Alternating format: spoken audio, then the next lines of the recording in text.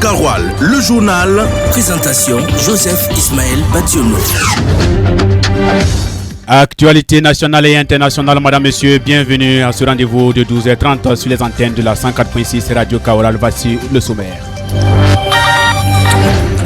Face à la campagne de démolition des ralentisseurs de vitesse communément appelés gendarmes couchés sur les axes routiers bitumés, dans la note du ministre en charge des infrastructures a adressé au gouverneur des 13 régions du Burkina Faso, les Doriens se sont exprimés sur cette situation. Vous les entendrez dans un instant. Et puis à Ouagadougou, des commerces ont vu leurs portes se fermer hier mercredi 4 décembre 2024. Ces mesures visent à assurer la protection des consommateurs face aux commerçants véreux.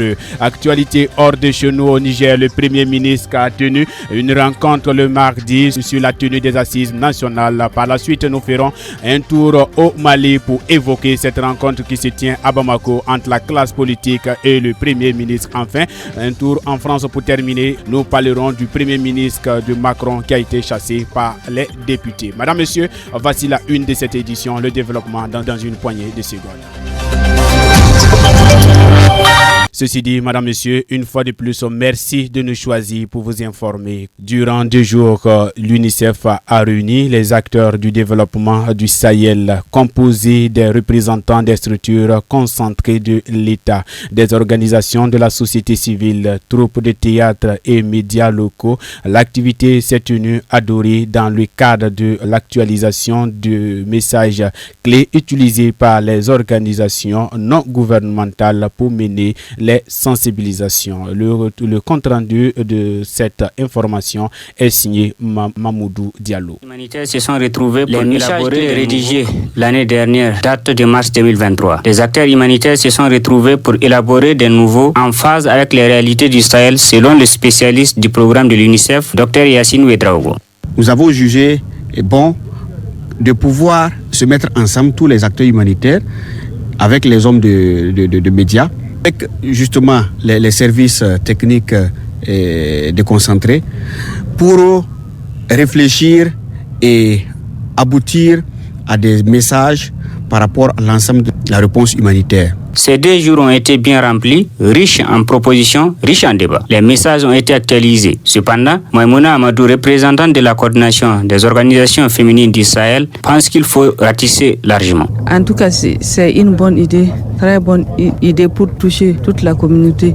Mais il va falloir redoubler d'efforts pour pouvoir relancer le message. Il va falloir financer les associations et les projets pour pouvoir atteindre un bon nombre et taux de réussite. Les messages élaborés seront diffusés par 2 principaux canaux, le Théâtre Forum et les médias. Pour Ouseni Diko, journaliste à la radio municipale de Dori, la session a été une opportunité d'apprentissage. Pour nous, c'était une chance véritable de prendre part à cet atelier parce que ça nous donnait un peu l'idée, l'esprit qui a prévalu quand même avant que ces messages finaux nous parviennent. Parce que nous, en tant que radio, on doit aussi non seulement remettre ces messages dans des genres journalistiques, diffuser pour sensibiliser.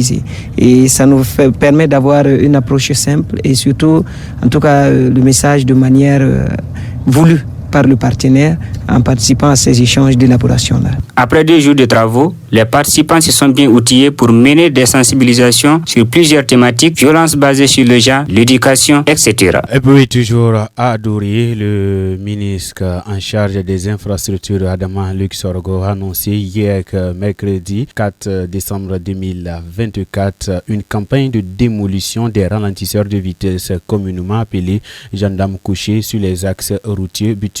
Les Doriens se sont exprimés sur cette situation au micro de Haruna Maïga. Le ministre en charge des infrastructures, Adama Luxorgo, a indiqué que cette initiative fait suite au constat de nombreux dommages causés aux usagers de la route et à l'infrastructure routière. Cette décision du gouvernement burkinabé de mettre un terme aux ralentisseurs est salutaire à entendre Hama Hamidou Diko, un commerçant. D'autres ralentisseurs ont fait ça même pour dépasser là. C'est un problème. Et puis, il n'y a pas de panneau pour signaler. Tu viens, tu coins ça dans certains coins. Les gens là se sont rapprochés 2 ou 23 fois en même temps. Même si tu viens là, si tu t'arrêtes pas là même, pour passer là, c'est un problème. Pour Yaya Bokoum, un riverain, il faut prendre en compte certains paramètres pour que cette décision impacte moins les ménages. Il y a certains cours vraiment qui sont au bord de grandes voies. Donc moi, même si c'est un truc comme ça pour limiter la vitesse, voilà, pour ces enfants, quoi. Maintenant, si on vient casser ça comme ça, c'est pas une bonne chose. Voilà, maintenant, bon, même s'ils cassent, s'ils vont revenir faire, bon, genre, ils peuvent venir casser. Maintenant, bon, comme ils sont des techniciens, voilà, fait ça. Joël Djangré Tankouano, un autre riverain, est dans la même lancée que Yaya Bokoum.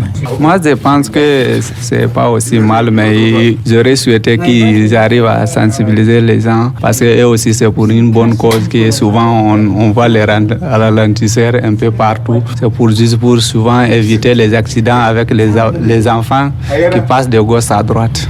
Pour accompagner cette mesure, une campagne de sensibilisation sera menée afin d'informer les populations et de préserver la sécurité routière. Madame, Monsieur, après Dori, mettons le cap sur Ouagadougou. En effet, des commerces ont vu les portes fermées hier mercredi 4 décembre 2024 dans la ville sous les directives du ministre en charge du commerce Serge Nyanyudem Pouda. Ces mesures visent à assurer la protection des consommateurs. Leila Diallo. Plusieurs magasins et boutiques ont été fermés pour des infractions liées à la diminution des quantités ou à des augmentations injustifiées de prix. Des camions ont également été scellés. Ces actions visent à combattre les pratiques commerciales déloyales et à garantir le respect des normes et réglementations en vigueur. Les contrôles menés par la brigade mobile de contrôle économique et de la répression des fraudes BMCRF sont cruciaux pour maintenir la transparence et l'équilibre sur le marché burkinabé. La brigade met en garde tout contrevenant qui s'adonnerait à des pratiques illicites pour tromper les consommateurs, que ce soit sur le prix, la qualité ainsi que la quantité. Le ministre en charge du commerce, Serge Pouda, a remercié les citoyens pour leur vigilance et leur soutien tout en les invitant à signaler toute pratique indélicate des commerçants véreux. En rappel, le ministre Serge Pouda avait promis de faire de cette lutte son cheval de bataille au cours de ses dernières sorties dans le mois de novembre. Espérons que ces contrôles atteignent Dori. Et puis, madame, monsieur, parlons cette fois-ci de coopération. En effet, en séjour en Russie, le ministre d'État, ministre de la fonction publique du travail et de la protection sociale, Bassolman Bazié, a échangé avec le service fédéral du travail et de l'emploi de la Russie, en abrégé Rostrud, hier, mercredi 4 décembre 2024 à Moscou. Désiré Nikema pour plus de détails. Cette rencontre a permis les deux parties de faire le bilan des travaux entrant dans le cadre de la signature d'une convention dans le domaine de l'inspection du travail. En effet, en 2023, les deux pays ont eu des échanges sur une convention d'établissement pour faciliter une bonne coopération entre l'inspection du travail du Burkina Faso et celle de la Russie. Ces domaines de coopération consistent notamment des échanges de pratiques en matière de travail, des voyages d'études et la formation des inspecteurs du travail du Burkina Faso. Pour cela, la décision a été prise par les deux parties lors de cette rencontre d'effectuer des missions dans chacun de ces pays pour s'imprégner des différentes réalités en termes d'inspection de travail. À cela s'ajoute la formation de 30 inspecteurs de travail burkinabés en Russie à partir de septembre 2025. Les échanges entre le ministre en charge du travail burkinabé et le Rostrud ont porté également sur une signature d'une convention dans le domaine du travail des émigrants burkinabés vers la Russie. À ce niveau, la partie russe a invité le Burkina Faso à mener des réflexions sur une convention qui pourra faciliter l'intégration de ces émigrants dans plusieurs secteurs d'activité en Russie. L'apprentissage de la langue russe était au menu des échanges. À cet effet, 20 places ont été accordées au ministère en charge de la fonction publique pour l'apprentissage de cette langue. En rappel, le Rostrud a déjà signé 19 conventions avec des pays étrangers dans le domaine du travail et de l'emploi. Actualité internationale à présent concerne la France qui censure son Premier ministre. Ensuite, nous ferons un tour au Niger où le Premier ministre a tenu une rencontre le mardi dernier sur la tenue des assises nationales. Enfin, nous terminons par le Mali dont le Premier ministre tient une rencontre avec la classe politique. Aruna Maïga pour plus de détails.